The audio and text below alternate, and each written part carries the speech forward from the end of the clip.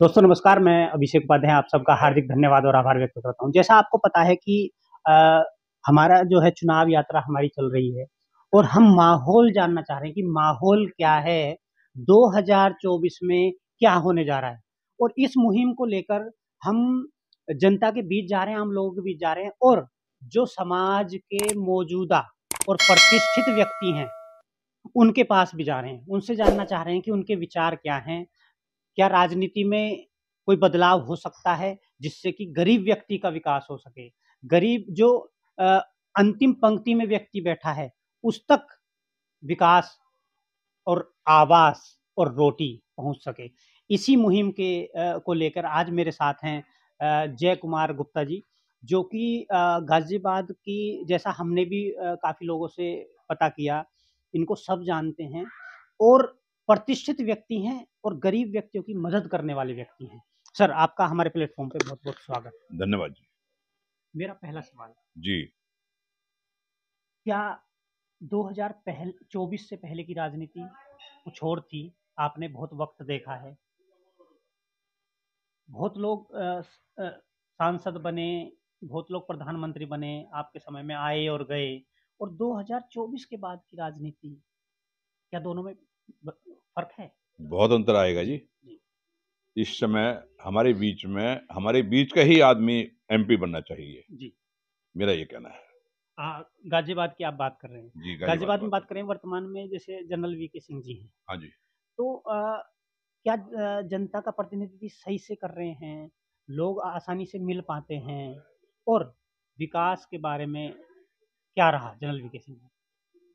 हर आदमी वीके सिंह से मिलना थोड़ा दिक्कत में महसूस करता है हुँ, और उनकी छवि जो है वो आम आदमी से मिलने की नहीं है।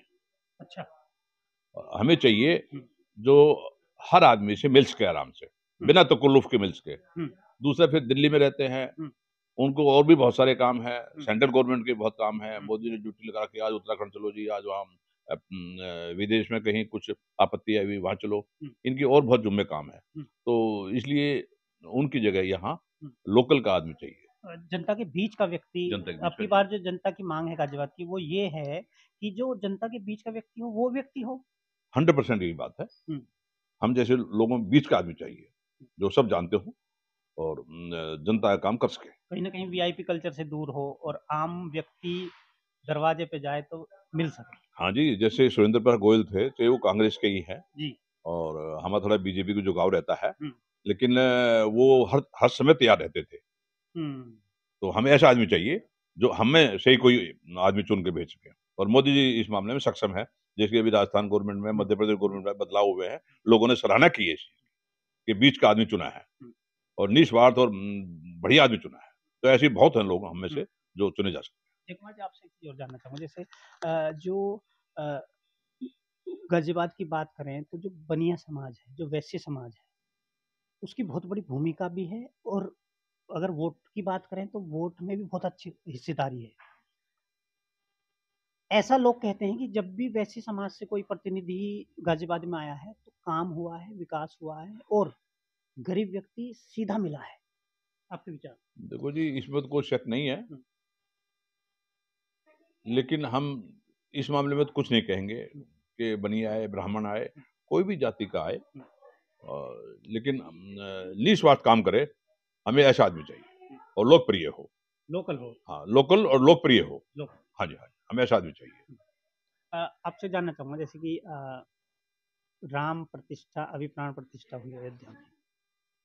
तो अयोध्या का तो एक कायाकल्प हो गया है। कहीं न कहीं जैसे जो शंकराचार्य हैं, उनको बीजेपी मनाकर एक बार नहीं ला पाई, तो कहीं बीजेपी से चूक हुई है? हुँ, हुई है, चूक तो हुई है जी, जी। लेकिन हमने सुना है कि हुँ, शंकराचार्य जो है, हुँ, वो मंदिर में नहीं आते हैं, जैसे हमने सुना है। ओके। गहराई से हमें हुँ, जानकारी नहीं है पूरी-पूरी, लेकिन हमने ये सुना है कि वो मंदिर में नहीं जाते हैं हुँ।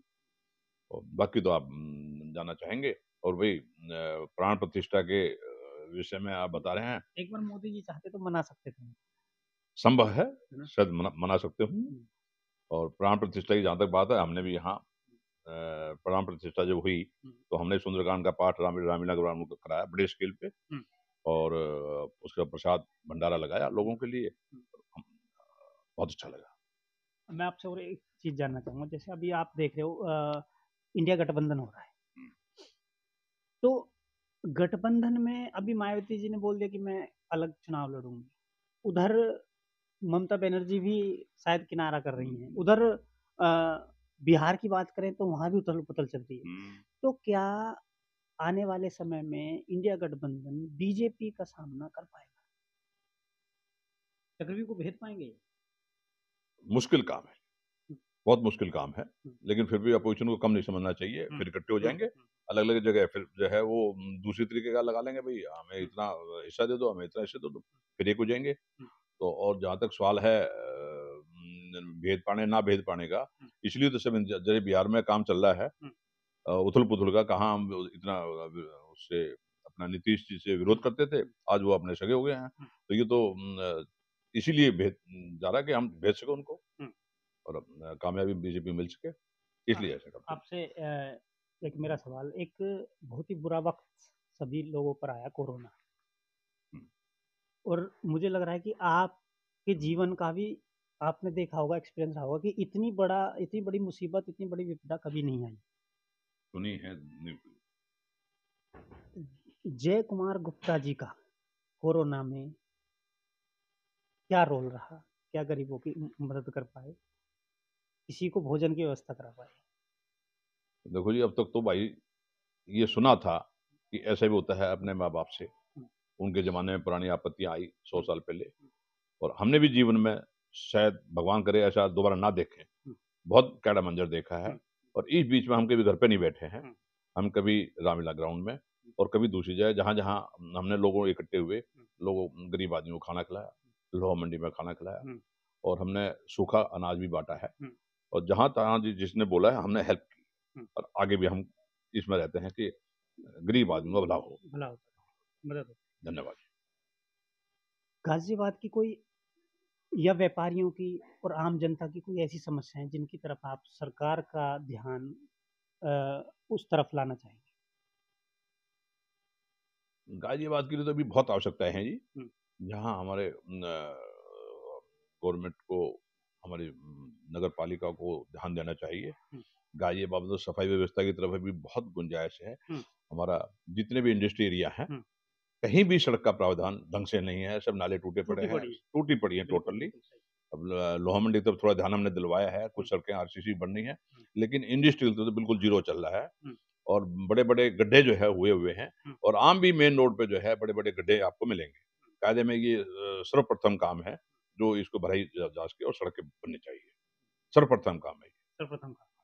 तो जय कुमार गुप्ता जी हमारे साथ रहे और सभी सवालों का बड़ी बेबाकी से जवाब दिया।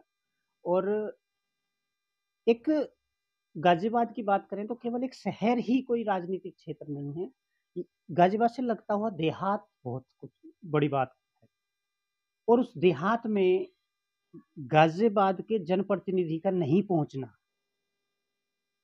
ये भी अपने आप में बहुत बड़ी बात है।